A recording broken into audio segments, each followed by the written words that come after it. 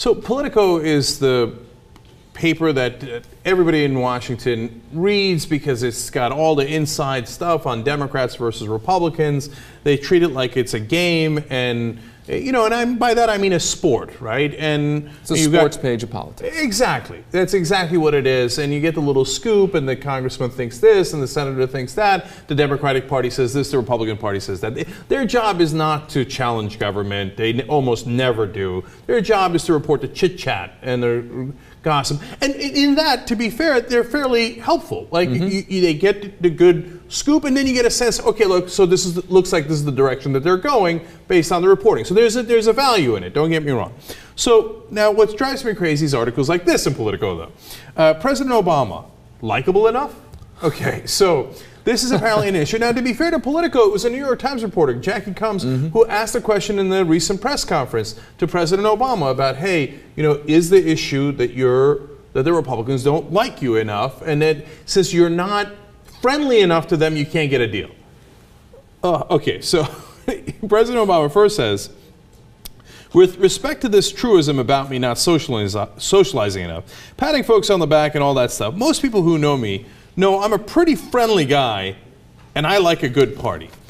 Now, let's just start there, David. How goofy is this conversation when we're talking about, like, if you were just friendlier to Mitch McConnell, then he would give you the deal you want? I've written a piece a couple of months ago called the no money rule. It's about the no money rule. And what the no money rule I hypothesize is, it's an unspoken rule in Washington politics, and particularly in Washington media, where money, which is the most powerful force in politics, money is rarely ever mentioned because it's seen as uncouth to admit that for all the rhetoric and this statesman and this politician and all of the stature that our political system is supposed to have, the TV show of our political system, what's actually happening underneath is dictated by essentially legalized corruption.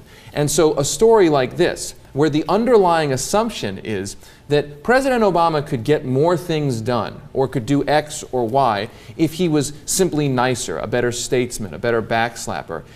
I would argue it's part of what I said is the no money rule, that it assumes that politics is about, and it's not to say that there's none of this, but that politics is mostly about, let's say, something like interpersonal relationships, rather than President Obama represents a certain number, a certain kind of interests.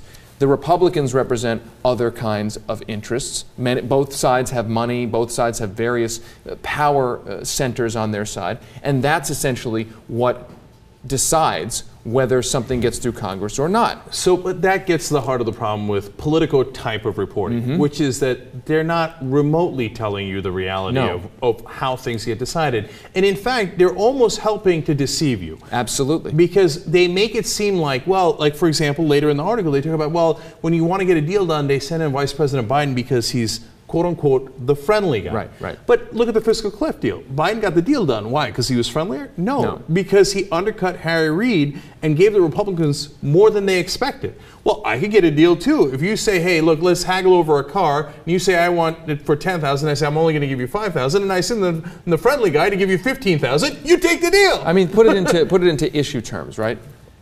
If President Obama goes to a senator in the Republican Party, even a Democratic senator, and says, I want to pass climate change legislation, and that senator looks at their campaign finance reports and sees that, I don't know, a third, a quarter, a third, half of their money comes from the fossil fuel industry. I don't care how nice President Obama is to that senator. That senator is almost certainly not going to support a serious piece of climate change legislation because they're thinking about getting reelected and they see who their paymaster is. Now, think about how profoundly naive a great majority of the establishment media is.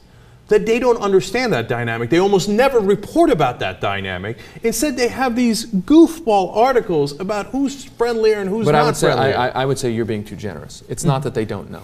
It's two things. One, I think they assume that it's not news. That they assume that everyone knows that politicians are essentially puppets of their paymasters, and so that's not newsy anymore. It's not a scoop. Oh, well, he got this money from the oil industry, he voted against climate change. Well, who cares? Everybody knows it. And I think that assumption is wrong. I think that And even if it is right, people still need to know that if you're supposedly reporting about the actual power dynamics of Washington. But the second thing I would say that deters the media in Washington from reporting on that is that I actually think that they feel like it denigrates them.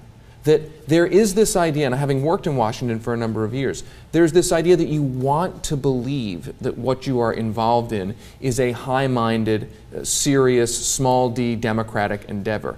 And that to admit it isn't while actually being in the system actually feels quite bad. It's actually bad. If you're a reporter in the Washington, you want to tell yourself this is a real, the system works, the system is operational. You don't want to admit that the system is broken because that reflects on, you're reporting then, you're acknowledging to yourself you're reporting on a farce. And that gets to the real essence of it. The game is fixed. And if you're reporting it straight up as if it isn't fixed, even though you do know that it's fixed, well, then you're a fraud. Absolutely. And that's the heart of the problem. So that's why if you challenge them on them, to go back to my original point, they would pretend to be naive and say, well, no, I mean, look, yeah, sure, money could have an effect. Everybody knows that, to your point. Everybody knows that, right? But these are men of honor, and they care about these issues, and it is a matter of ideology. And part of the reason they report the friendly nonsense is because back 30, 40, 50, 60 years ago, that did matter a lot. If you went drinking with a senator, on the state level, it still matters, or whether you're friendly or you hate each other, etc.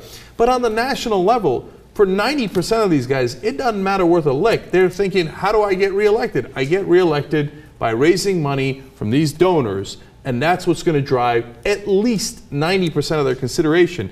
And basically, as David is pointing out, when all these reporters write all these articles and they don't point out that in 90% of the time, I guess they would be bored if they did, but every time they don't point it out, they're misrepresenting what's happening in politics completely. And I think President Obama has a quote in there. Here, let me read that. Yeah, it's a great quote. So, you know when I'm over here at the congressional picnic and folks are coming up and taking pictures with their family, I promise you Michelle and I are very nice to them. We have a wonderful time, but it doesn't prevent them from going on the floor of the House and blasting me for being a big spending socialist. Right, and the point there is because they can be nice to him in a essentially non-public setting. And I'm sure they are nice to him.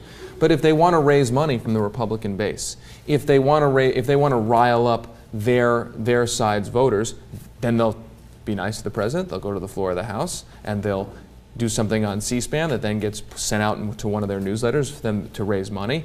And so it goes back to the point, no matter how good the relationship is between Barack Obama and any other politician on the Republican side, that is not what dictates outcomes. And when we tell ourselves that it does, we misunderstand exactly how politics works. It is not about, is this guy a nice guy, not a nice guy.